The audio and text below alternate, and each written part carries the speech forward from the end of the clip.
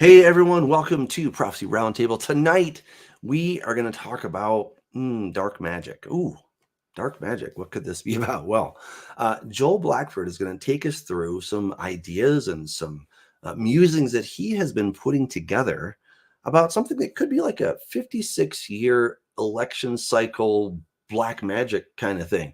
So I'm looking forward to what our intrepid co-host has to say about this. So, Joel, I mean, this is going to be a lot of fun. I'm looking forward to it.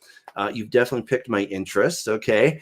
And, I know you have some great stuff for us. So, why don't we just get into it and why don't you go for it? Okay. Can you? Oh, hi, Scott. Hello. Welcome. Doug, can you? There you go. Okay, thanks. And let me make sure that I've got my monitor going here. Yep. Okay. So let me go back. Whoop. One, two, three. So basically, what I'm saying is that I met with Dr. Bill Schnobelin, who's a friend of ours. He came on with us 4 months ago. He had a great show, and he says that he's feeling that there's something weird about 1968 and 2024. We've had assassinations during that year in 1968, two of them, Martin Luther King and RFK Jr. or RFK. And then this year we have Trump, but we have the same Chicago convention. And so this has to be addressed because it's just so bizarre. The connections are so weird.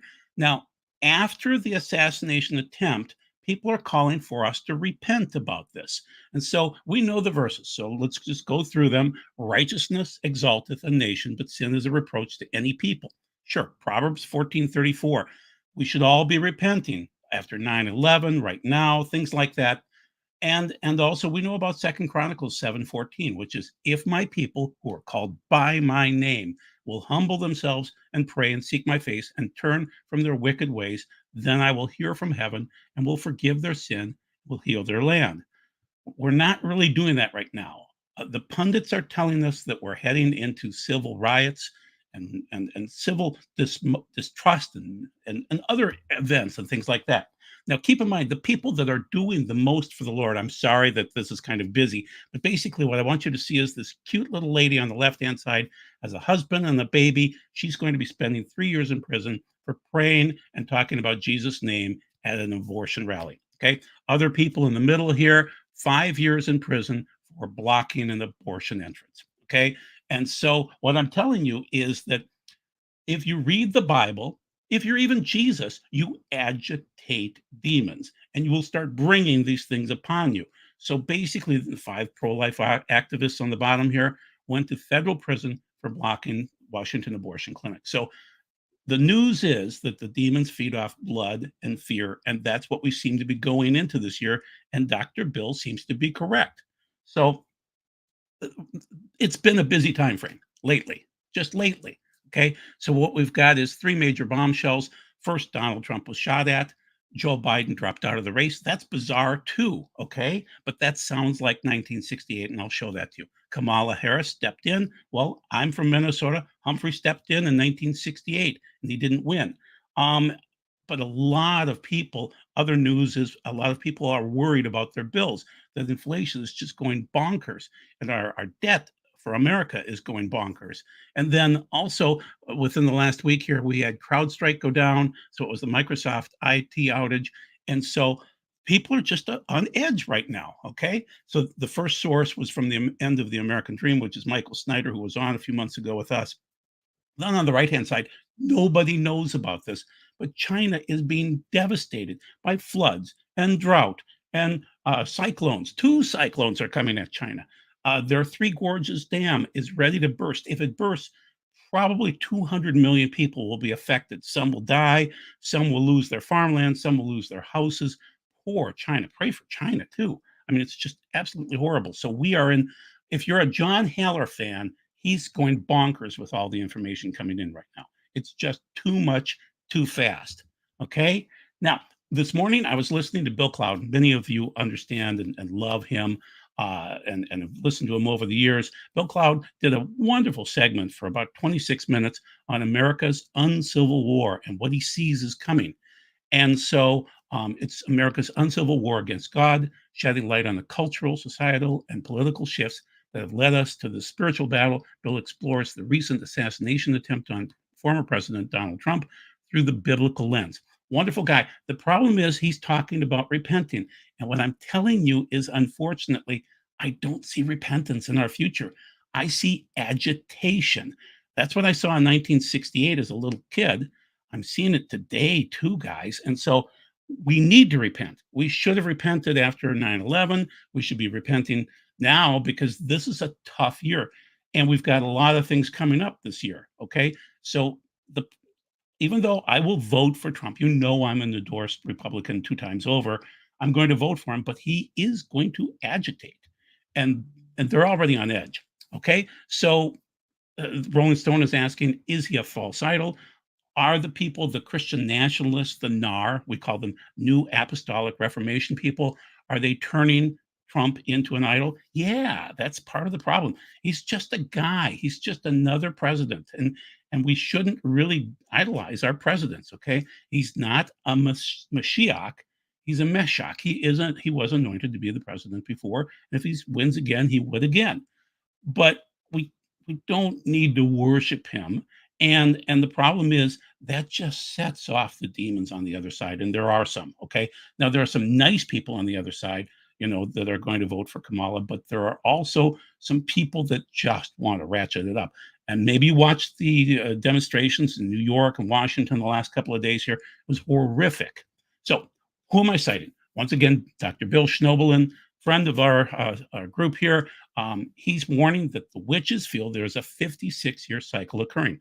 It's demonic agitation. They want to see 1968 one more time. And they know that there are others that will agitate with them. So I'm telling you, the demons feed off blood and fear. And Dr. Bill nailed this because he and I are both old enough. I was 10 in 1968. I remember it. And I'm unfortunately a political and historian junkie. I'm just a junkie on that stuff. I was reading Time magazine cover to cover as an 8-year-old. Okay. So that's my problem. So he's telling you there's a 56-year cycle and it's black magic and they're invoking curses. And so whatever we saw in 68, and I'll show you that in a couple of more slides here, it seems to be occurring again this year. It's just eerie, people. Okay. Now, on the other side, we have people that have warned us for years.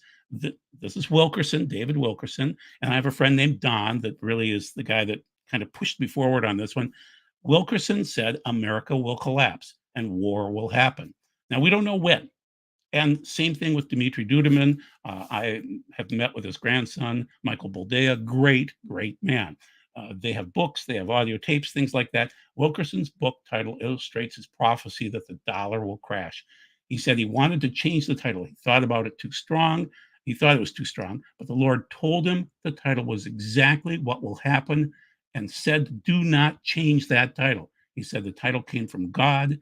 And so Wilkerson is saying that we're going to have horrible, horrible rioting in America. And you sense it. And guys, just because they're religious guys and they hear from the Lord and things like that, I'm telling you that even the regular pundits, and I'll show you that in the slides later on, the regular economic guru pundits that have their computer programs that monitor this, they're saying the same exact things. Okay. So Dudeman, he believes that there will be communists that will overthrow the center of America at some point in time. We don't know when, but it's just interesting. I wanted you to see the prophetic angle on this first. We don't know when. Okay, so now we're going to go into these patterns that we've been watching all these hundreds of years. So the first one is July 13th, 1863. We had the New York City draft. That was during the Civil War, and Lincoln was the president. We had riots, we had a massacre, it was nightmarish. Okay. Well, you move forward 100 years and you've got 1963, Martin Luther King, great man, wonderful man. During the summer, we had the riots there too. We had the riots basically from 1950 to 1963. So there's a weird pattern of 100 years with that. Okay. And then, and the sources I'm sorry, it's the Zen Education Company and then the Library for Congress on the other side. Okay, so then Lincoln was shot 4/14 of 1865. Kennedy was shot 11/22 of 1963. Not 100 years exactly, but close and similar. I'm saying there's some kind of pattern going on here. There's something that just occurs where America seems to get angry every 100 years or so, and especially every 56 years. Okay. So now we move forward to 1968. On 4/4 of 1968, we lost Martin Luther King, great man. We also lost RFK, Mr. Kennedy, Robert, and that was on 6/5 of 1968. And it just set off the year. I mean, as a little kid, I knew something was wrong. I was alive and I was aware when John F. Kennedy died.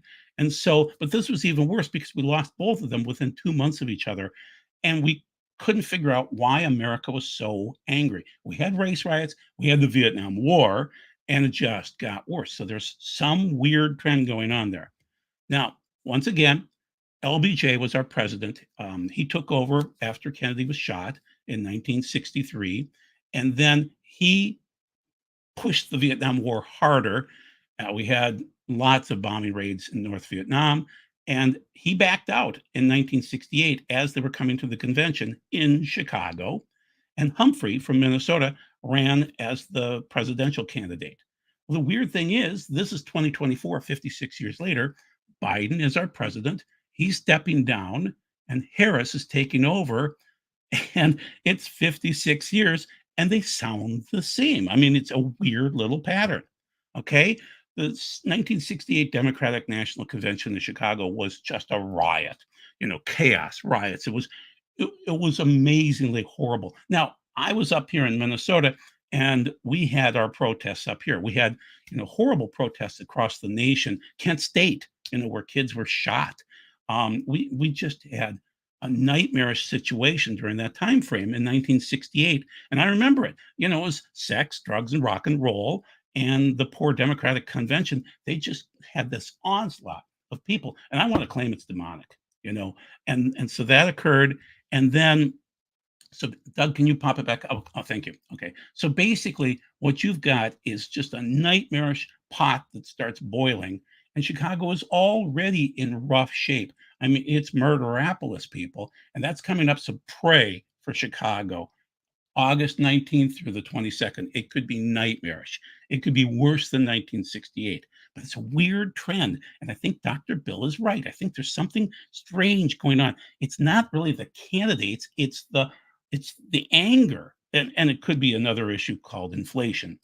So basically, we had Ronald Reagan shot in 1981, 3/30 of 1981. I was graduating from college about that same time. And so it was just odd, but he survived. But it was a lone gunman, kind of a crazed young man, Hinckley, and then Trump recently here. We don't know if it's a lone gunman. He wasn't killed or anything like that, but it is oddly similar. I'm telling you that the Bible agitates, whether it's Reagan or Trump or anything like that. If you quote Jesus, you're going to agitate people. Or if you, I don't know, there is a weird pattern of agitation going on. And so I think you could throw up any candidate right now and you would have agitation. That's what I'm arguing. Okay. So once again, we have the JFK assassination. Was it a lone gunman? The problem is our FBI, our CIA, other agencies are always pushing the lone gunman. And I was really frustrated as a kid because they pushed this horrible Warren report on us, which said lone gunman, lone bullet, and it was ridiculous. And then now they're doing the same thing with this kid, this Thomas Crook, where they're pointing out that he seemed to head to Washington, D.C. and New York frequently. What's going on? We'll see about this, but the conspiracies should be going crazy because you're seeing weird connections between, what happened with JFK, which would have been, oh, why am I blanking on his name? It doesn't matter. Oswald. Oswald. Was he a lone gunman? Was there someone else? There's so many conspiracies. We're still running the Zapruder film to this day. It's just interesting. And then ex-DHS FBI official demands overhaul of Trump's shooting probe after colossal security failure. So at least we know that that's the case. But it is odd, people. I want you to just notice how weird it is. How there was one security Secret Service agent that was called off Kennedy because he wanted to be able to wave to people. And he was shot right after that. And then it looks like, based on Mike Adams, that there were multiple shooters in the Pennsylvania shooting, and Secret Service wasn't aware of what was going on. I mean, they had an open shot at the president, and the Secret Service was sitting in the building, not even doing anything. So Trump shooter studied JFK assassination. So I'm telling you, there's some weird patterns going on here. I can't say they're demonic, but Dr. Bill Schnoebelen is saying they are. Okay, once again, Kennedy, 1963, the Warren Commission, which basically said one mysterious bullet, magic bullet, went in through the side, out through the throat, then through Connolly, the governor of Texas, and then, through his leg too. I've shot a lot of bullets and a lot of rifles in my life, okay? It doesn't work that way, okay? It would be tumbling by that point in time, and well, anyway. Okay, and then on the side here, our Secret Service director resigns 10 days after man tried to assassinate Trump. So it's just interesting to note how the cover-ups are occurring, okay? Moving forward, I'm from Minneapolis. Weak men create hard times in Minneapolis. Back in 2020, we had the horrible George Floyd situation. Poor man, and I know I was an officer. I used to I was not a police officer. I was a security officer. And we were rough on the thugs, but he shouldn't have done what he did. And now he's in jail, but Minneapolis burned. Okay. That's what I'm sensing is going on right now, that we're setting up for another place to burn. Okay. So once again, we've got the Bible does agitate. It does, people. Jesus walked in and the demons were screaming at him. Okay. Unfortunately, Trump is an agitator. That's just what he is, guys. Deal with it. And the protesters are paid to agitate. There are agitations going all over the place right now. I think this is Washington, D.C. They painted a moss all over a statue there. New York, we've got, here's Washington, D.C. on the right-hand side, where they pulled down the American flag, pulled up the Hamas flag. We've got agitation going on right now, okay?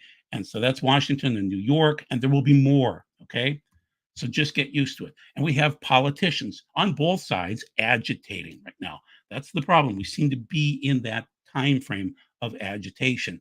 And I studied enough of the Civil War that I remember there was a lot of agitation. There was Thomas Nast. There were other people who were writing nasty newspaper articles, and so it turned into agitation. And so we have politicians doing it today, and unfortunately, cities burn when you agitate. Okay. Now, keeping in mind again, Jesus agitated the demons. It's scriptural, guys, and he agitated the wicked. That's just how it works. So then there are other agitators too. They're the puppet masters. There's Soros. There's Schwab. I would argue they're exousion in the Greek, which would be humans that have power to puppeteer others. And so they are delegated powers. They are not elected. There's no oversight with them, and they just agitate. That's all they do. And they're puppet masters. And so, right now, I mean, the puppet on the right-hand side, where you pull the Biden head off, put the Kamala head on, it's still a puppet. So it doesn't matter who wins this election. There are people that are in much greater power than Trump or Kamala or anything like that.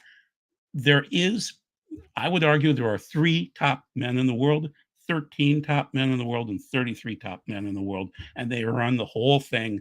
And it doesn't matter who wins. And that's what seems to be occurring. And there's one other issue, and we'll take a break now.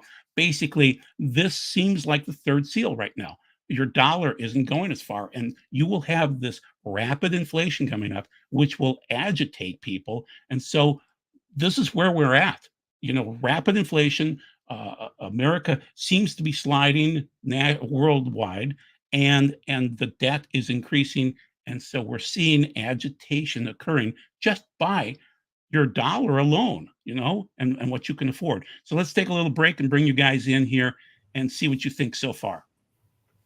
All right. Well, boy, I'm not even sure where to start. Why don't we start with King Trump? I mean, that's in your slides there, and somebody mentioned that. Are you saying Trump is king, or what are you saying there? I'm saying that any of the presidents of the United States since we dropped the atomic bomb are kings. Okay. When you have the ability to nuke another country, so since Truman, they're all kings. They're the kings of the world. And then you said Jesus is an agitator and Trump is an agitator. So are you are you drawing a parallel between Jesus No, and Trump? I mean, no. I know a lot of people do. They're suggesting that, I mean, the memes were going crazy, you know, like, well, you know, they've been going crazy for a long time about Trump, but I just think we need to be careful that we're, you know, we're really careful about what kind of parallels we're drawing here. So can you explain a little further what you mean? My comment is that these are kings. Anybody that has total control over the world with nukes is a king. And so the United States since Truman. And then also, they, there is agitation that occurs. There are certain times in America when, well, I mean, we were agitated during President Carter. You know, I mean, we couldn't buy gasoline. You know, and inflation was going crazy. We had to sit in lines. We were angry, and so during the Civil War, we were angry, and we seem to be angry in 2024. And when we see Chicago coming up in August 19th and through the 22nd, it's going to be agitating, and the people that get paid to agitate are going to agitate even more. So So am I who's comparing? paying these agitators? I'm really curious. How do I'm you saying know? Soros. How do you Soros, know? How do you know that? How do you know that? because he bets on currencies failing, and somebody's paying for the bricks and other things like that, and I'm arguing that it's Soros. And you know, I mean, you would think a guy that survived through World War II and barely came through with his life would be thankful to God for what he accomplished. No, no, no, no. He loves to ruin nations. He bet against the British pound. He won. It fell, and he was happy. And so there are certain organizations, and there's probably people above Soros. You know, I would say there's the 3, the 13, and the 33 that run the world. Yeah. And I would say those guys are puppeteers to Soros, but somebody's funding agitation. Okay. Yeah, Somebody I in mean, the comments. there's videos of these what the rioters in DC getting off on buses. I mean, you Oh know, yeah, yeah, that's they're being not. bussed in. It's very organized. I mean, there's no doubt about that. Do I know who it is? No, but someone is pulling strings to organize this agitation. And as far as Trump goes, you don't really need anybody to get. He doesn't need any help really to agitate people. Yeah, I guess, you know, my critique would be that correlation doesn't equal causation. And I mean, I used to do the same thing. I did all this kind of stuff of putting it all together, you know, and you can correlate a lot of things, but it doesn't prove causation. And I think that's always going to be our Achilles heel. Because I mean, I was looking and looking, and in 2008, the dollar was going to crash. I mean, I was reading Zero Hedge and all these dudes, right? I was checking my sources, checking them twice, 3 times, you know, trying to find as many corroborating sources as I could, you know. So yeah, I know I'm once bitten, twice shy, but hey, you know, we just got to be careful, right? I mean, this guy's going to fall one day. I mean, I believe that, but we just don't know which day, right? So. Okay, if demons wear masks, are the masks coming down, Doug? I would say it's open and obvious right now. It's in your face with all the occult symbolism and everything. I mean, and again, there's so much indoctrination and propaganda. Like I've been on vacation, but this morning I just I record Morning Joe and I just listen to it. And as much as it agitates you with Trump, and I don't really care for Trump, and you know that, Doug, and pretty much anybody listening, to listen to them just talk about, oh, what a great speech that was by Joe Biden, and he's just doing this out of an unselfish act, and this is for the country. I'm like, do people actually believe the nonsense that that the mainstream media is spewing? I mean, how these individuals can get up and say that with a straight face, but it's almost like their job is just to spew propaganda, to stir the pot up, to make one side the villain. In other words, with MSNBC and that side of the media, you have to make Trump the worst human ever, and anybody that would like Trump or vote for Trump or that would be anti-abortion or conservative on their policies or whatever are just really bad people. And on the other side, it's just as stirred up. I mean, if you watch some of the comments on what used to be Twitter and X now, there's just pure hatred for what they call the leftists or the liberals. And again, this is all part of causing this yin and the yang, the dark versus the light, the white versus the black. This we're just seeing this stirring of these tensions. Joel is I think he's being tamed by calling it agitation. I would say it's much more so than that, at least in my lifetime. I was young during the Carter administration. I kind of might have heard something on the nightly news when it was once, it was only once a day about gas prices, but didn't really affect bonkers. Guys, the lines were horrible. We hated Carter. We hated him. Yeah. But anyway. Yeah, I mean, of course, if you start looking at any one of these topics, they're all complex, I mean, was it all Carter's fault, or was was OPEC trying to do something and maybe Carter got stuck in the middle? I mean, I don't know. I mean, if you start looking back and you look at actually Jimmy Carter's life, I mean, he did a lot of amazing things after his presidency. He did Habitat for Humanity for a good chunk of his life, so he seems like a man with good character, right? And I don't know, I guess I think they're very complex, and sometimes we kind of boil them down to these little memes and sound bites, and I think it's complicated. Well, we start looking at, I like to say presidents are selected, and Carter and Obama and Clinton would be great examples of three individuals that essentially came from nowhere, and yet here they are being elected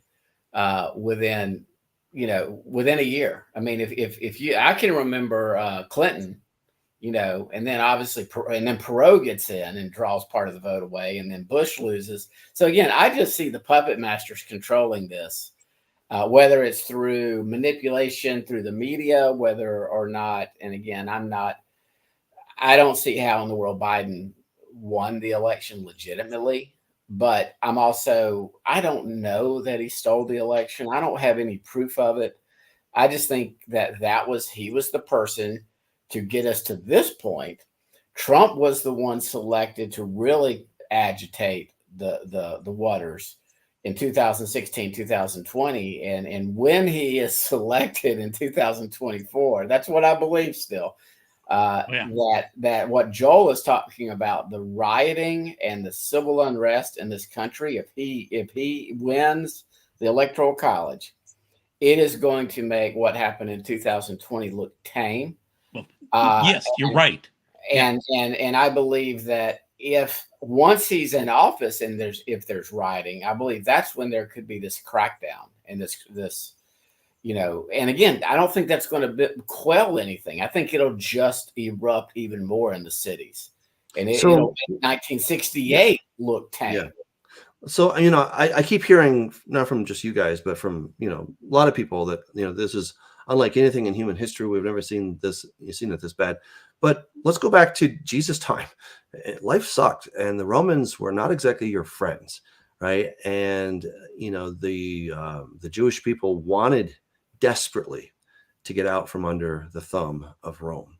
And there's this guy named Judas. You might have heard of him. He was quite convinced, as a zealot, he was quite convinced that Jesus, being this amazing individual who obviously had powers, he was convinced that Jesus really should go into politics and that he should overthrow the Roman government. And I think we know quite clearly that Jesus chose not to do that. Right, he chose not to get involved, not to pick sides, even when he was asked, okay, well, should we pay taxes to Caesar or not? Right, he gives that classic answer, like, give me a coin. Whose picture is this? Caesar's. Okay, give to Caesar what is Caesar's, and to God what is God's. So, I think we're at a very unique. I mean, yeah, I guess it's a little bit unique for American history that I feel like we can get sucked deep into Christian nationalism. And if we're not careful, we can end up just like Nazi Germany, who wanted to make Germany great again. We want to make America great again. They wanted to get rid of the foreigners in their country. They wanted to get rid of the homosexuals in their country. They wanted to go back to family values. And to some degree, they did, right? When Hitler came in, everything kind of sort of got better. And they got rid of a lot of the riffraff, and they got rid of the people that were not so great and that were dragging the society down. But, we all know what was really going on, of course, much after the fact. So, I definitely think that history is repeating. I began seeing this several years ago. What I was seeing with World War I, we had a sharp increase in nationalism. And then, of course, World War II being basically a continuation of that whole saga. But obviously, a lot of angst in between. You had runaway inflation in Germany, right? You had all this call for we need to get back to Germany and make Germany great again.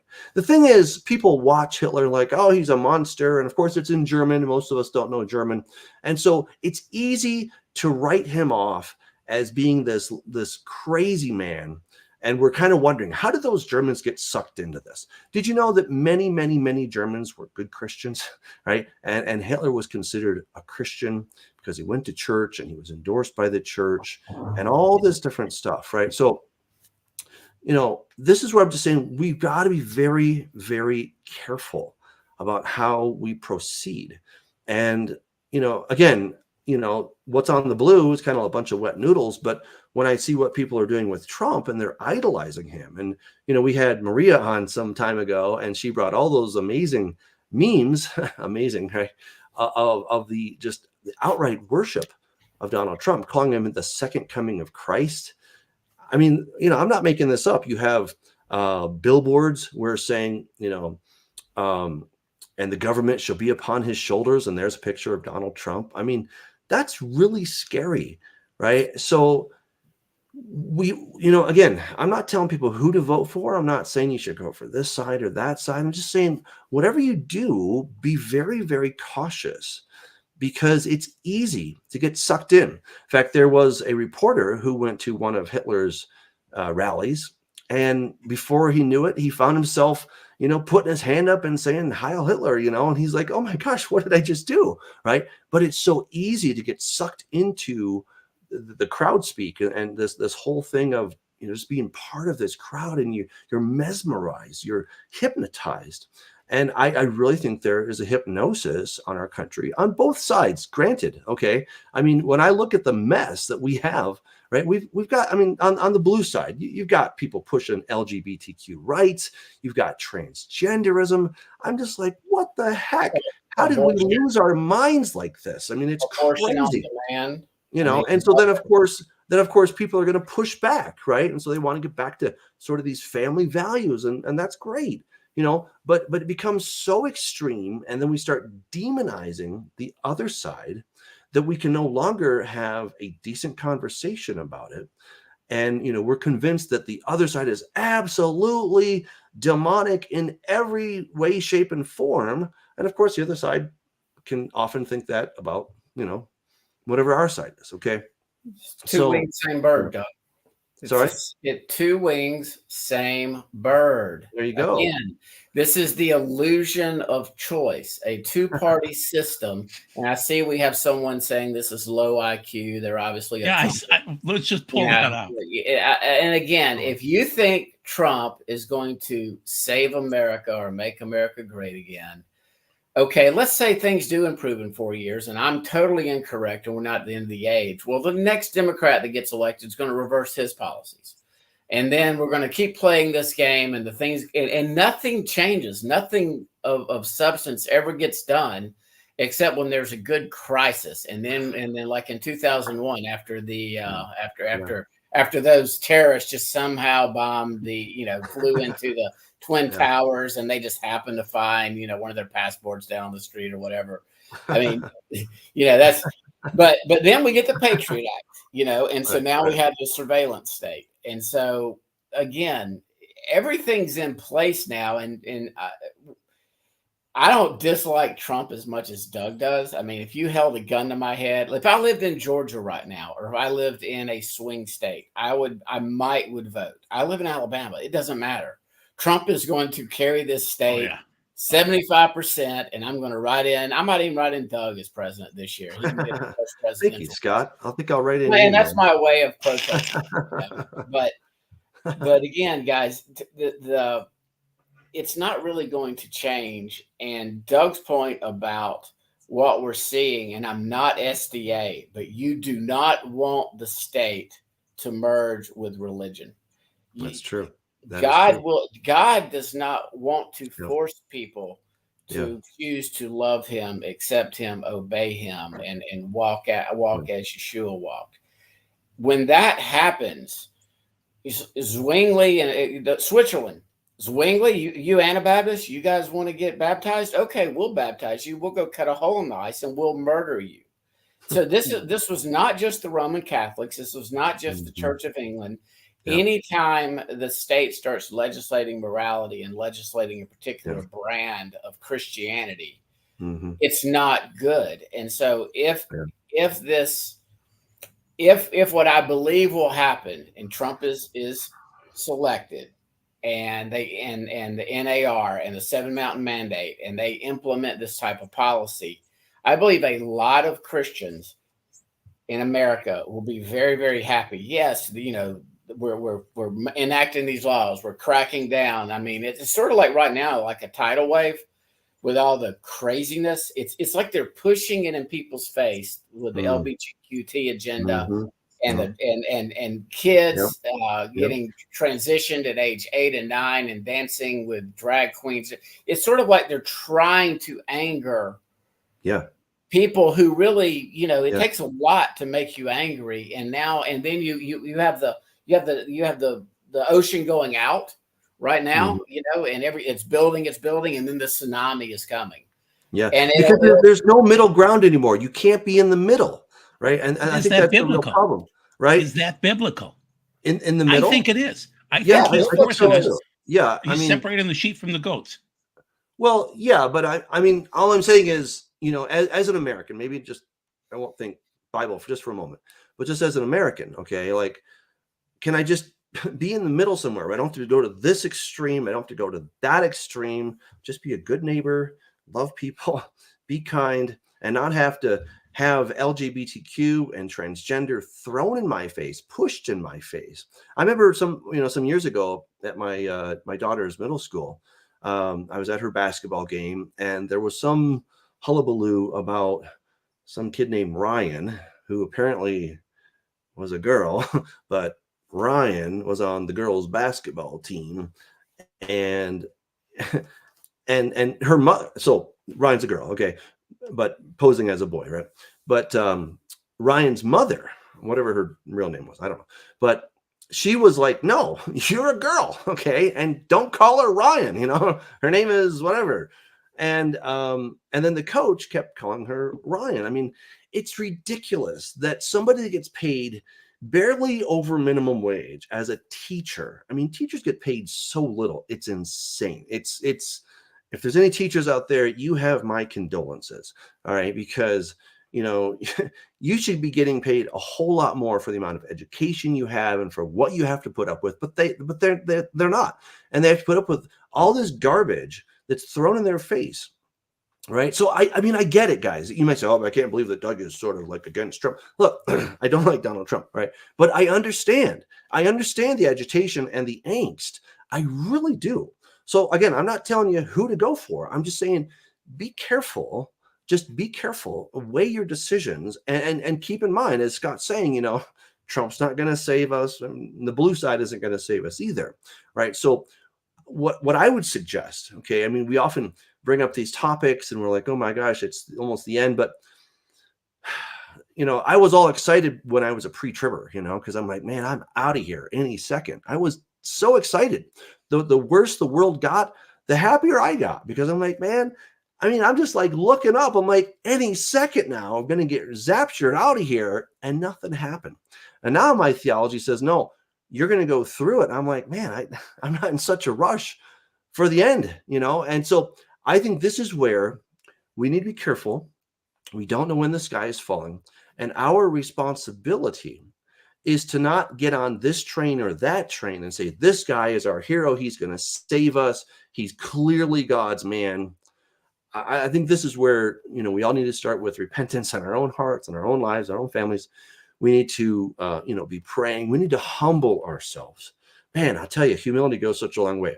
And if you can't remember anything else, all right, Micah 6:8. right? He's shown you, oh man, what is good and what the Lord requires of you. Do justly. Okay, that means that I need to do the right thing in relation to you. And then show mercy. If you do the wrong thing in relation to me, I'm going to be merciful about it. Okay, I'm not going to demand that justice be done upon you. I'm going to show mercy. And then walk humbly with your God, right? Those are the three things, right? I mean, it's such an incredibly easy list of what we're supposed to do, and we complicate it so much. So all I'm suggesting is, as we're going into this election cycle, let's not imagine that red or blue is going to save us, and that red or blue is wherever you are on that, this is God's side. Remember when Joshua just crossed over into the promised land, and there's this dude with his sword drawn, right? And he goes over, he says, hey, are you with us? Are you with our enemies? And he says, no, I'm the captain of the Lord's hosts, and you're standing on holy ground. And Joshua just falls on his face, and he's like, oh my goodness, right? He sees Yeshua. Jesus is not on my side. He's not on the other side. He's on his side, right? So this is where we need to align with his values at all times. That's what we have to do. And I see us falling into this trap of red or blue, just like the Nazis. They're like, man, this is going to solve everything. Hitler's going to make Germany great again. Well, he did for a short period, and then it all fell apart. So anyway, Click me back up and I'll go into the prophecy side. You got it, man. Slides. There you go. Okay. So let me make sure that I'm on this. Okay, good.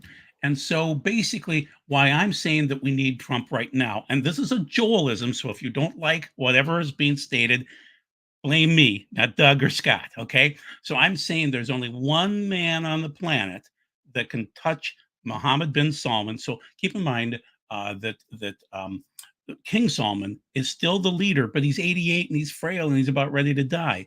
MBS is the new guy coming up. Trump touched him on the arm. That's a death sentence for anybody. If you touch MBS, a Saudi Arabian prince, on the arm, just out of the blue, Trump walks by, smiles at him.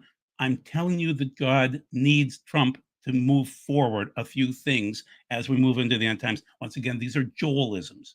But he did, obviously, MBS loves, Jared Kushner loves Trump. They are buddy, buddy, buddy. This is once again a Joelism, but I'm telling you that the world is saying we need Trump to be our savior, our Messiah. This is on the left-hand side. This is from England. They literally put up a TV screen, and everybody was kind of worshiping it, saying that Trump will give us world peace. Okay. Now, I'm saying that instead what it's going to be is division and agitation, because that's just the time frame that we're in, I think. Now, once again, this is Joel, not Scott or Doug. I'm saying that Trump needs to be there because he's the only powerful man on the planet, an alpha, that would start the red heifer sacrifices, restart the holy on the Temple Mount, and would authorize those things, because in 2017, he declared that Jerusalem would be the capital of Israel. And, everybody was afraid, oh, you can't do that. You can't say that. He did it. He didn't care. He's a bull in a china shop, but that's also, God likes that. So he's very similar to Cyrus. There is this weird anointed thing. And so once again, Cyrus was not a Mashiach. He was a Meshach. He was just anointed. And this is Isaiah 45, 1 and 2, where, God wanted Cyrus to do something on that exact day. He wanted him to dam up the river and walk into Babylon and conquer them when they were drunk. Okay. And so I'm arguing that I think Trump is the only guy on the planet that could pull this off. And so he's a lot like Cyrus. He's anointed to do something. And so I think he's going to win. And Doug hates this. So this is obviously just Joel, that I think he's in Revelation 17. He's just the seventh. Okay. There will be an eighth coming. And so I would argue that Biden and Obama are Biden, and they are the sixth. So if I'm wrong, I will apologize. If Trump loses, I will apologize, and I'll probably shut up for a while. But in this case, it seems like he's like a Cyrus, and Cyrus was there to bring the articles back to the house of the Lord, and Nebuchadnezzar had carried them away. It was time to bring them back and restart the holy. And so, this is Ezra and Nehemiah time. And so, thus says Adonai to Koresh, which is Cyrus, is anointed. So that's Meshach. those whose right hand he has grasped, so that he subdues nations before him and strips kings of their robes, so that doors are open in front of him and no gates are barred. I will go ahead of you, leveling the hills, shattering the bronze gates, smashing the iron bars. That doesn't make Trump our Messiah. That doesn't make him our God or anything like that. It just means that God needs to use leaders at times. And so I truly believe that in 1973, when Kissinger said, "Let the Israelites burn," and Nixon said, "My mom had a prophecy years ago," and he was a Quaker, and he helped Golda Meir. There are times when God uses men, and he used Nixon. And I would argue that Nixon was a king too, a very powerful king. Nixon won a huge victory in 72. He was gone by 73 or 74, whatever it was. He was gone fast. Okay, so keep in mind, you can be anointed to do something huge and be gone in 5 minutes. So basically, that's where I'm going. And so, Scott Doug and I would agree on this, that this will happen at some point in time.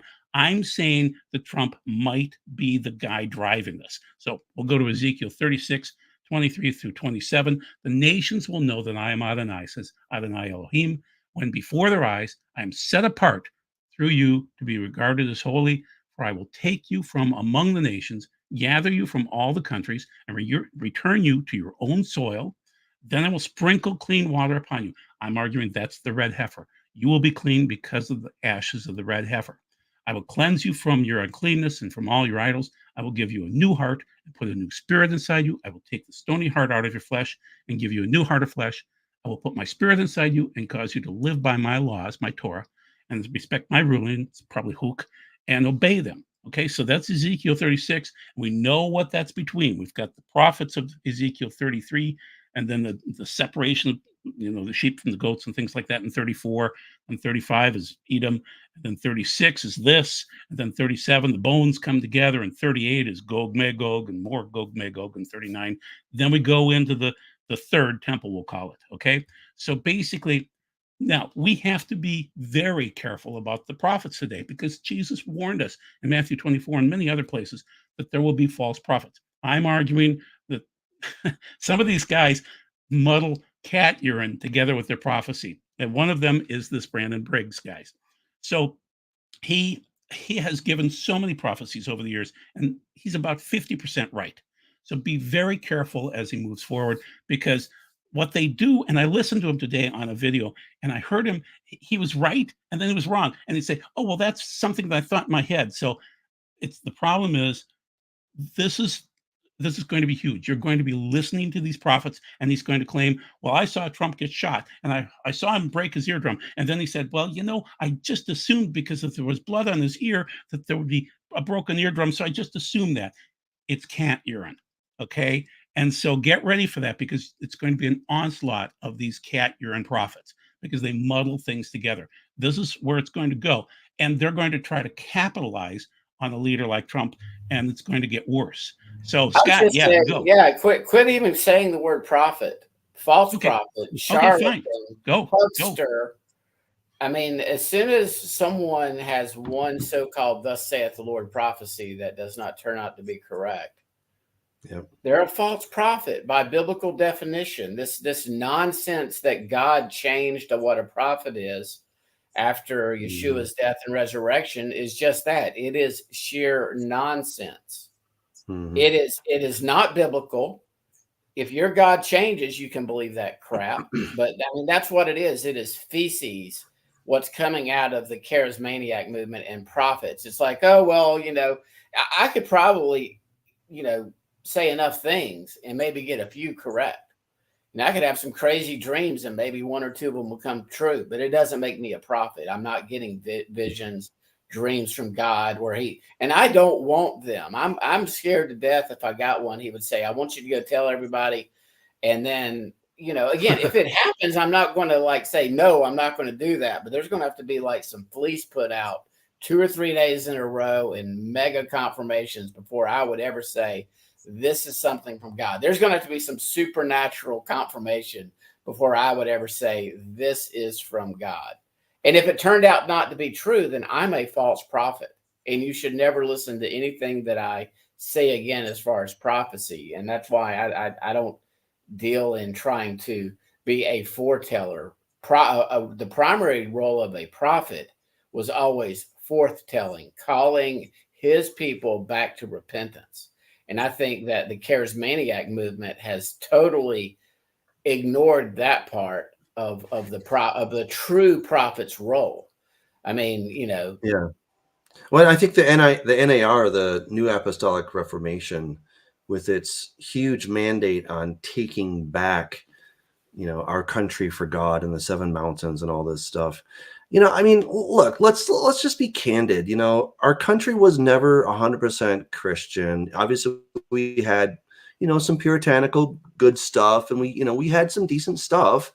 It wasn't all bad. I'm not saying that. But there was also, at the same time, there's always a strain of the Masons and, the Freemasons and all this kind of esoteric kind of stuff.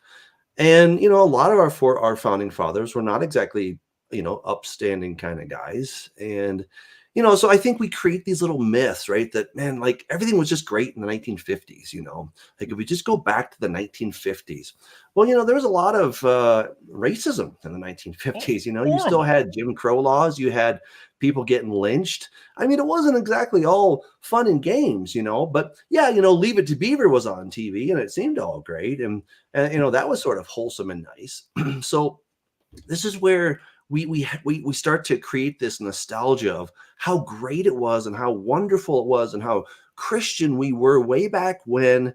And now look at us today. Look, I mean, okay, granted, some things are pretty bad, okay, but some things in some ways are better. I'm really glad that on the average, racism is generally down and there's a bit more equality. I'm not saying it's perfect, but we're getting there at least, okay? And you don't have books, things on the books. Hey, let's also be clear about this, guys. There was this thing called eugenics that Hitler was like, what a great idea.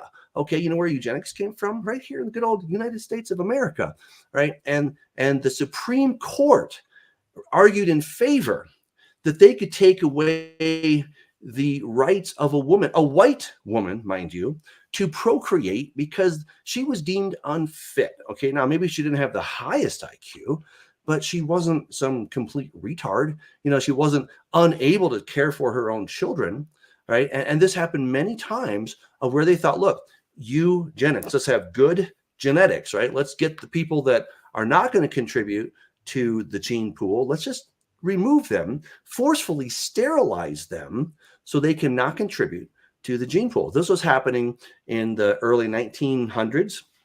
Okay, you had a lot of people that were coming to America, right? The good old melting pot and all this stuff we have of Ellis Island. And we look back and it's such a wonderful time in America. No, it wasn't.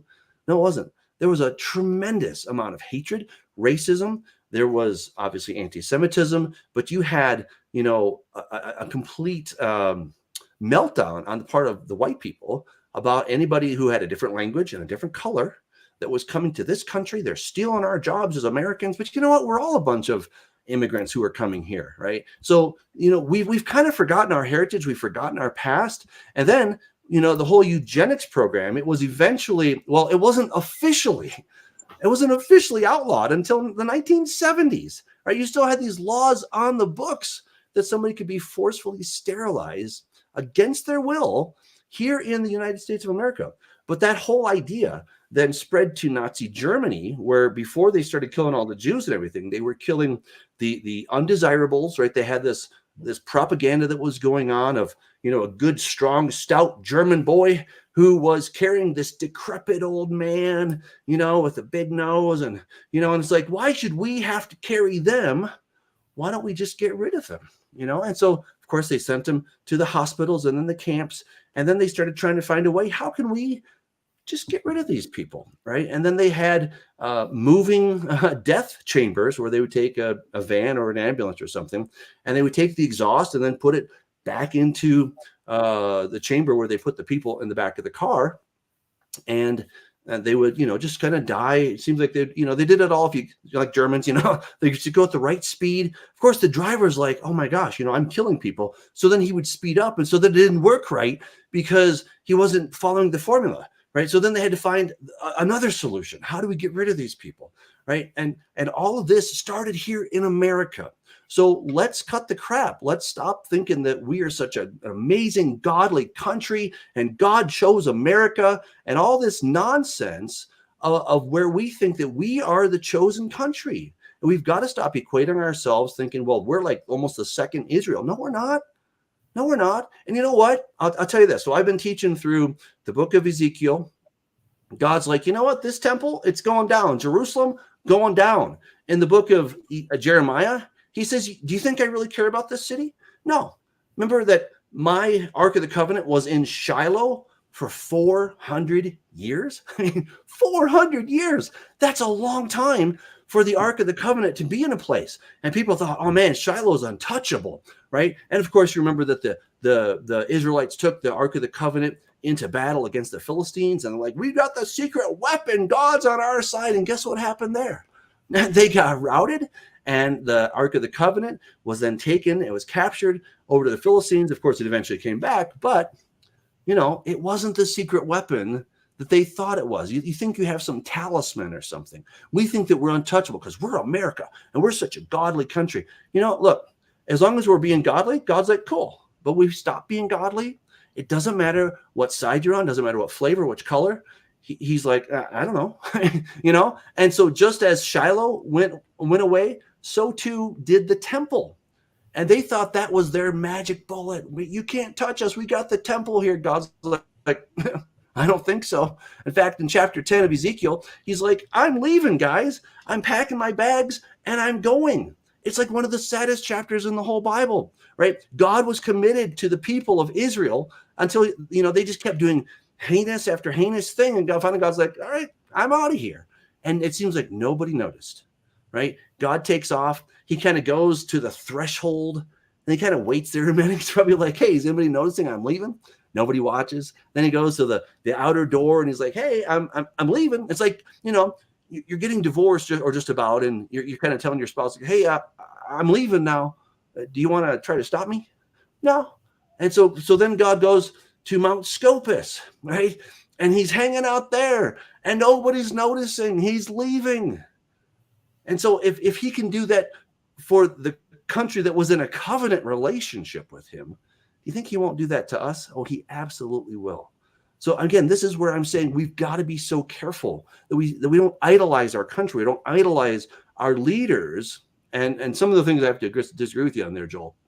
But it's okay. I'm just saying, let's have a broader view. And the person that thinks I'm an idiot because I'm comparing Trump to Hitler, I don't care. You know, I mean, whatever, you know. But I've studied enough history. I've studied Nazi Germany. I've seen the parallels. Right. And all I'm saying is that you've got to be very careful, because if you were a German at the time and you loved your country and you wanted the best for your country and you wanted, you know, German jobs to get going again, you wanted the clout and stature of Germany to get back. Well, then clearly Hitler was going to be your guy. Right. And so we can get deceived. If we think we're not going to be deceived, man, we are a bunch of fools. Right. And maybe this is one of the most important talks we've ever had about the end times, because it's really exciting to look at all the bad guys over there. We can look at the Satanists. We can look at the LGBTQ. We can look at all these other groups and say, yep, they're the problem. But we can be deceived. Right. And we know that from Scripture, because it says that even the elect, you know, could be deceived. You know, does that not include us? I mean, come on. Right. So we've got to be on guard that we are following Jesus and not a man. Well, the Kingdom Now movement is totally unbiblical. I mean, they believe they're going to take over the nation and the world for Jesus, and they're going to, you know, it's going to be a utopia. This is exactly playing into, I don't like to use the term Antichrist, but it's exactly, he's going to come as an angel of light.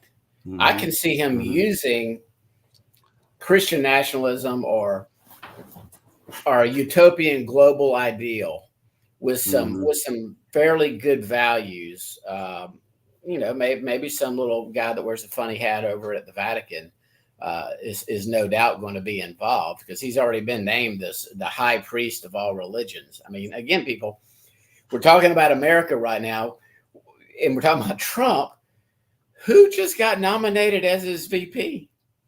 What religion and faith is Vance. You know, look at your Supreme Court. What is Vance? They're all Catholics. Oh, okay. All right. Yeah. And again, this is, if you go back and you read at least some of what the founding fathers said, and they were very, very much worried about Rome getting their sticky fingers into America. And I forget who said the quote, but about the Jesuits but again, Walter Veith has some excellent documented programs. You just got to take him with a block of salt when he starts talking about E.G. White. So if he starts talking, great controversy, just move along, the investigative judgment. But as far as the research into what Rome has wanted to do and what Catholicism, they want to be the spiritual leader of the world. And if you just read what comes out of the Vatican right now, anybody can, it's pure ecumenical. Like anybody can have faith in Jesus. You don't even have to believe in Jesus to be a Christian. You can be a good Buddhist. You can be a good Hindu. You can be a good Muslim. You can be these things. And so that's what I see, forming as this final harlot religion led up by the Vatican and Christianity. And again, I believe what we're seeing in America is ultimately the puppet masters, the puppeteers, because they're not puppet masters. They're like the head puppets that just think they run this world. And all the pieces are getting put in place. I just see this as being part of this. I think so too. It's prophecy. Sure. I see it. It's prophecy. Somebody was asking about the NAR and the Seven Mountain Mandate. Did we? Maybe we need to clarify want to cover it? Did we? Well, I thought I did, but maybe. So just in case people don't know, so the new Apostolic Reformation and the Seven Mountain Mandate. Basically, they say that we need to take back these 7 mountains, okay, which are 7 spheres of influence. So that would be what? Education, entertainment, government, finance. Okay. And so the basic idea is that when we have Christians in place in all these different positions, then it's going to be glorious, and essentially Jesus is going to come back. It's basically a form of post-millennialism. Okay. So, I had a debate with a post-millennialist once, and I commended him because I'm like, look, what I like about you guys is you're trying to make the world a better place. I think that's awesome.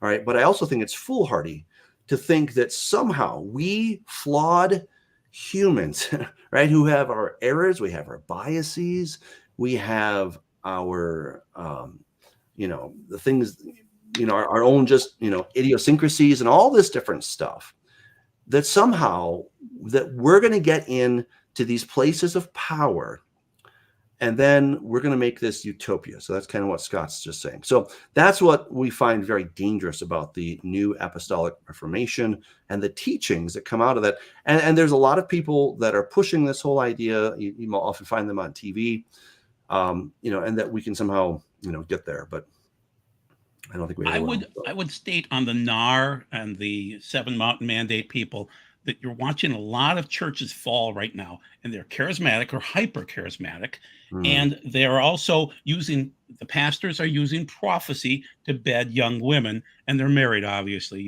so they're using church funds to pay for hotel rooms and things like that. So those guys are falling very quickly right now. I monitor that through Julie Roy's and through Christianity Today, and then the Wartburg Watch. And so what I'm noticing is that we used to see a pastor fall per year, and then there was a pastor per month, and now it's a pastor per week. And these are the worst of the worst because they harm little girls, Yeah, one of them was a 12-year-old girl. Just come on, lay off, guys, okay? You've got a wife, take care of business that way. You don't need to abuse these children. But the problem is they're using prophecy to do it. And so it's funny that God is taking them down first. And judgment begins in the house of the Lord. Well, guess what? These guys consider themselves to be the closest. They're going down the first. So Doug, pop me up again and let me finish out with a couple more slides here, and then we'll discuss it. So basically, we've got some false prophets. I believe in David Wilkerson. And Wilkerson, I think there's no pee, no poo in what Wilkerson is talking about. I think he was a weeping type of a prophet. And he gave us things like a teen challenge and really great messages over the years. People hated him. So once again, this agitation, he agitated people to choose Jesus. And so wonderful, wonderful guy. He put out The Vision in 1973. That's my copy right there. And then he put out a couple of other books. He is saying there's going to be total economic confusion striking Europe. And now, in the video itself, when he's speaking, the sermon, and it's on Sermon Index, it's Germany first. And Germany is falling. They were counting on cheap Russian oil. That's ended. BASF is going down the drain. That's pretty much their whole economy, because it's so huge. And so Germany is falling apart. Then Japan. Japan is having horrible problems. As I mentioned, if you're afraid about China right now, China's got so many problems. Oh my goodness, their population is crashing. It's like God is throwing these horrible environmental storms at them every day of the week: droughts, floods, the Three Gorges Dam breaking, economic issues. They can't trust their bankers. They can't trust anybody. They're falling apart. Poor China. Pray for China. So then after Germany, then Japan, then the United States and Canada, other nations shortly thereafter. Okay, so Wilkerson, Vision, 1973, worldwide recession caused by economic confusion, nations or nature having labor pains. We are noticing that. I noticed that. Okay. I truly believe that our magnetosphere is thinning. It's thinned about 25%. So this week, I'm watching for auroras, guys. I almost went out a couple of times this week. These are minor storms. These are not even X level storms. They're M level, and they're kicking out enough for it to hit Minnesota, which is amazing. I've been alive 65 years, and I haven't seen many auroras. Well, I saw some May 10th, and that was not a big storm there either. Okay. Now, there was an X-14 blast that went off the backside of the sun this morning or yesterday, and that would have rocked our world. Okay. Not yet, but nature is having labor pains. So what you're going to notice going forward is you're going to have storms over here, droughts over there, lightning over here, something over there. You're just going to notice something. It's going to look like it's psychotic. That's how things happen. It's labor pains, flood of filth, baptism of dirt in America. Look at your TV. I unplugged my TV set in 2013. It was so disgusting. So all of my news comes from what I want to watch. Okay. Rebellion in the home, yes. Persecution, madness against the truly spirit-filled Christians who love Jesus. And that's even Roman Catholics, people. There are some good, godly people in the Roman Catholic Church. I don't know why they're still there, but they're there. Okay. Now, this one seems bizarre, but he says there's an urgent message in 2009.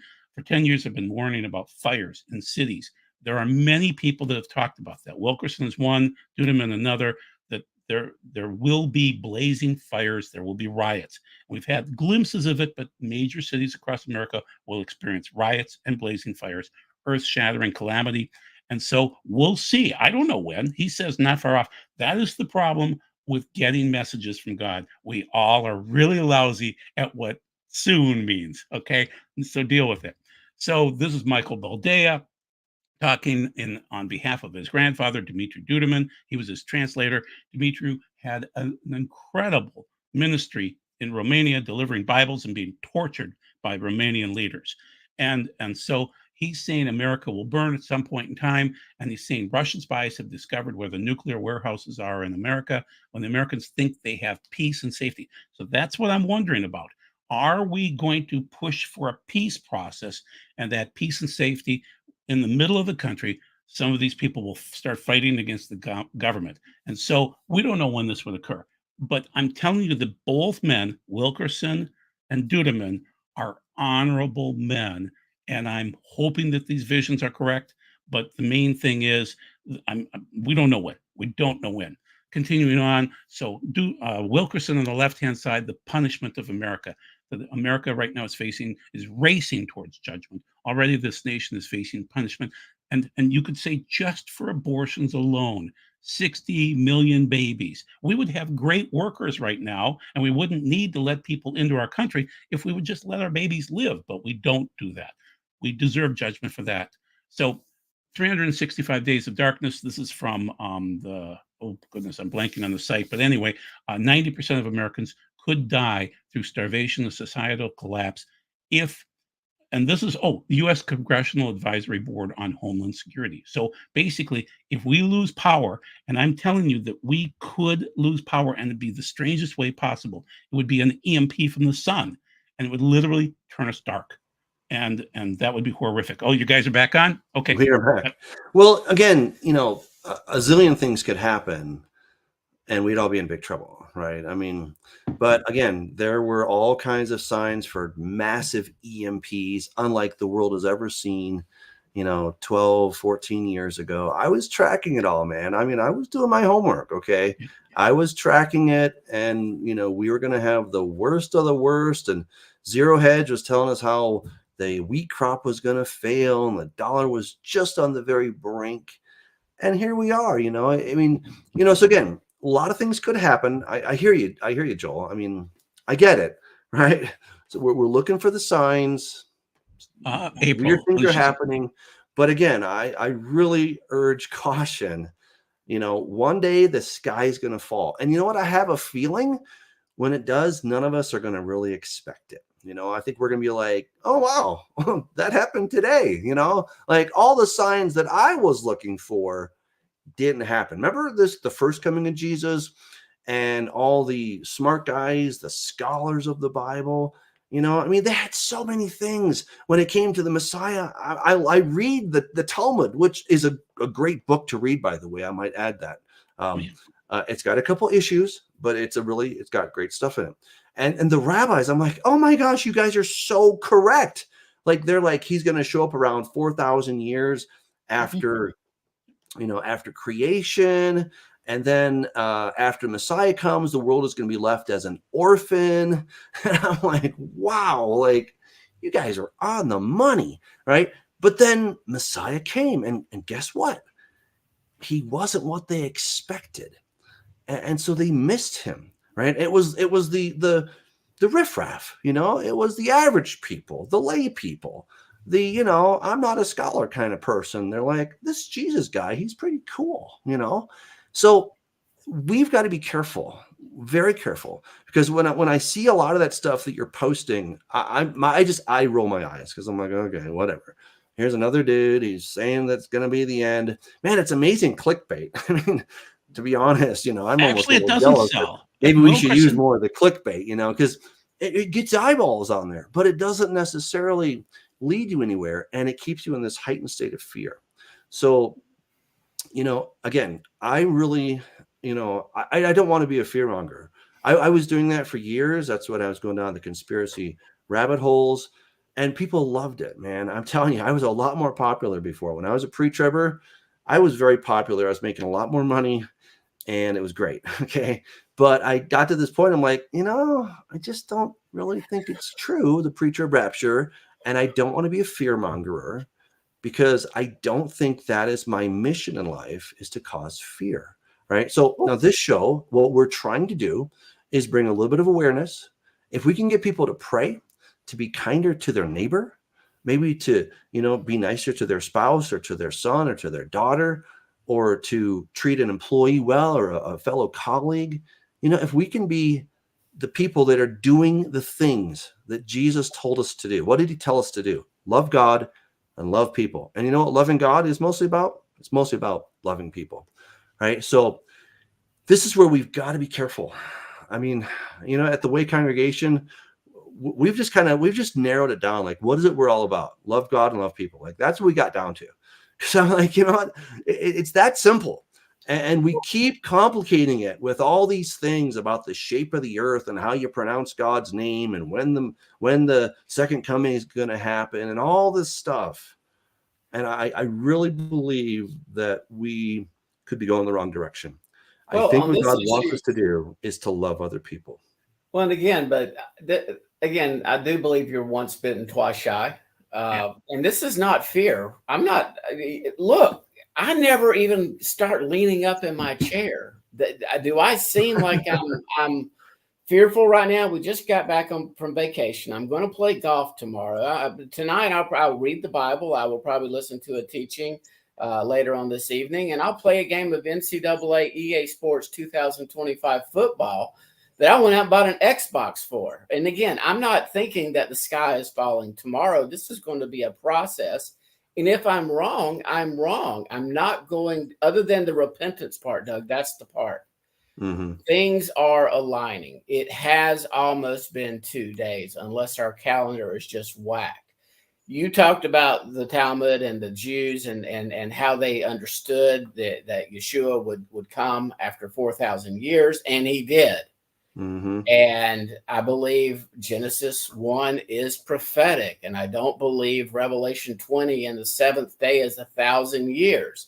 That's why I am at a high level of belief, not thus saith the Lord, Jesus is definitely going to come by 2035. But there's a difference between denying what we're all seeing with all the pieces sort of being in place and warning others and warning. And again, my wife will tell my wife, you sound like my wife right now. Sometimes she's like, oh, thank you, brother. Like, no, she'll go like, you tell this to your kids, you tell this to, maybe some people in her family and others, and they just look at you like you're crazy. And I said, I don't care. I have believed this since I was a child.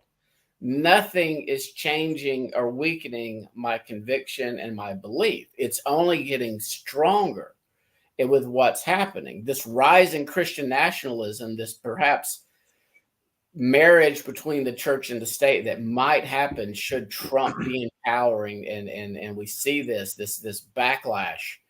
It'll appear good at first.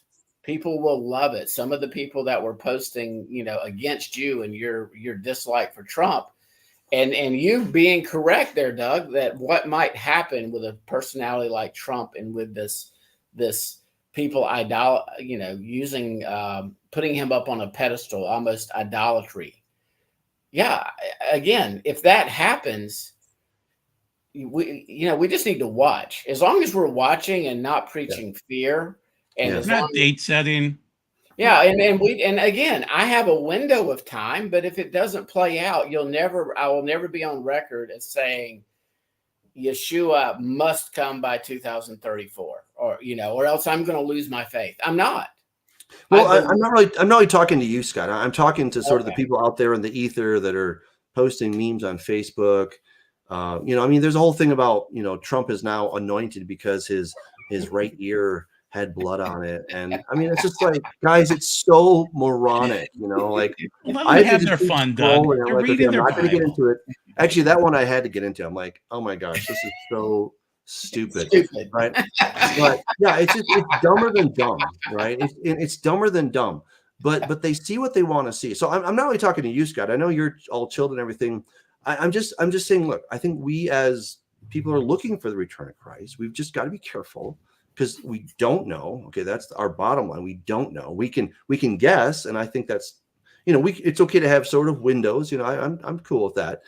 But I think what I want to offer to our faithful audience here is, okay, so now what do you do? Okay. When I was into the conspiracies, it's like, and again, I don't think they're all wrong, but even if I could figure out who did 9/11, if I knew 100% who was responsible, what would I do with that information? Okay. So, if we could give you guys all of the correct information, what are you going to do about that? All right. And what I'm suggesting is the answer is to love people. Okay. And to be humble, right? Again, Micah 6:8, right? Do the right thing. That means you doing the right thing, not demanding others do the right thing, but I do the right thing. You do the right thing. And if I should happen to bump into you, then show me some mercy. If you bump into me, then I'll show you some mercy. And all of us together, we walk humbly. But what happens is once we feel like, we have the winning formula and we know who the Antichrist is, or which side is the Antichrist, which side is working for the devil, and clearly our side is all for God. Then we start to do heinous and terrible things, right? And people get killed, right? This is why I get really irate when I hear fellow Christians and sort of Torah, Hebrew roots, Messianic kind of people slamming the Jews and saying that the rabbis are going to be the ones that are going to cut off heads during the tribulation. I'm just like, what are you talking about? I'm like, do you realize that these kinds of words have real world consequences, right? It may not be me or you or the next guy, but there's somebody out there that's going to hear that message and they're going to go do something because they think it's the right thing to do to, sort of spread the kingdom of God or whatever. And they're going to start killing Jews. I mean, this can get real serious really fast. That's why I just want to use caution. I want to use a lot of caution because, we can start thinking that we're holy rollers and we're on this great mission from God, like the Blues Brothers, and nobody can stop us. And God's like, yeah, go for it. And then before you know it, we're worshiping at the idol of power instead of loving people, right? So if they're trying to agitate us, don't let them agitate you. And that's what they want to do. They get ratings off it. They get money off agitation. Yep. So from our standpoint, I'm saying when you see these things occurring in the future, don't get agitated, people. It's part of Bible prophecy. I have fun agitating my Roman, my secular college friends who just, they're so obsessed about this right now. And that's fun to agitate them, but we've known each other for 35 years. These aren't just you're just ribbing each other. That's different. I mean, that's, These and I'm just having fun with them, Yeah. But they're like, I almost want Kamala to win just so you'll be wrong, but that would be worse. So they're like, it's like a daily text string, and they're just so frantic over this election. I'm like, guys, this really doesn't matter. In the long run, this doesn't matter. But Bible prophecy is going to move forward, guys. And we're not exactly sure how to interpret it, but I'm telling you, I think we're coming up to a point of peace and safety when there really isn't peace and safety. And that's a good word. That's a good word, Joel. That's a very good word, and I think that could be part of the deception, right?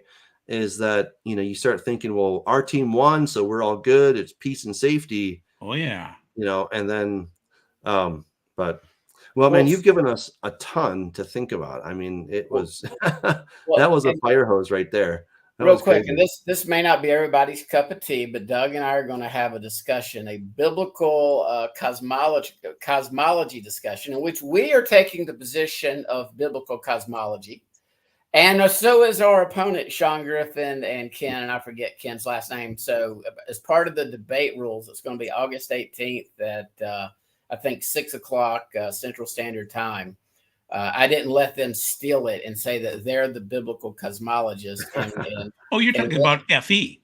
Yeah, no, we're talking about, we're going to discuss whether or not Scripture, meaning Genesis through Malachi, Matthew through Revelation, no Enoch, no Jubilees. That's another debate. And we're just going to talk about what Scripture has to say about whether it even says the earth has a shape or not. And no science, no observation other than sunrise and sunset and the sun going down, because that's in Scripture. And I think we all can agree that no matter what model you have, the sun doesn't rise and it doesn't set. So it should be hopefully it'll be a good discussion, and Doug can control himself in this discussion. He's been burned on that too. Yeah. Pray for me. I will. Well, this was fun, guys. Joel, thank you. You gave us a lot to chew on. It's fantastic. And everyone out there, we love it when you guys tune in. It's awesome. We really do appreciate your comments and questions. We go through them. We really do.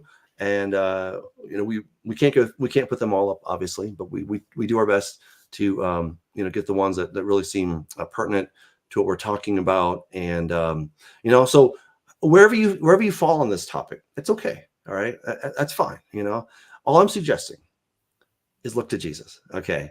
Because ultimately, he's the one that we serve. All right, and if you fall this way or that way, okay, that's fine. But make sure you keep your eyes on the true King. Right. And if we can do that, then I think we can weather this storm, and maybe we can keep our country going for a little bit longer. That'd be nice. Right.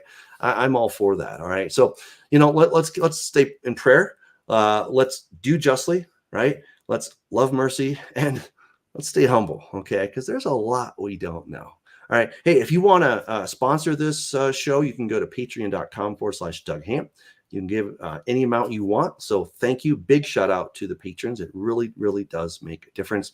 So thank you for that. If you haven't gotten Regenesis code, all right, that's my very best take on how it's all going to play out. Okay. So pray about that. I want to make that into a TV series or Netflix or something like that, so that we can really reach people with an exciting non-Christian movie as to what's going to come, or maybe a TV series. All right. And you'll see when you get into the book, you'll see what I'm talking about. So check it out. If you don't want to go to Amazon and buy it, that's cool. It's right here on Amazon. Just put in Regenesis code and I'll read it to you. Okay. I'll even read you to sleep. Okay. If you need to, someone to do that for you. So go ahead and check that out. Love it if you guys would share that. I certainly give it a thumbs up and subscribe. So go ahead and do that. Till next time, God bless you guys, and make sure to stay in the Word.